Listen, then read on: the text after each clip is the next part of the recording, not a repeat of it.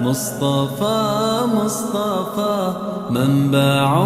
للصفا، سيد الأنبياء مشعل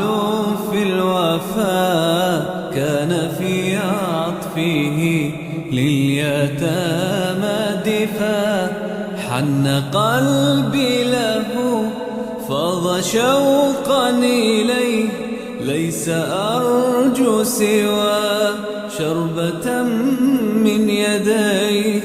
الصلاة عليه والسلام عليه للسماء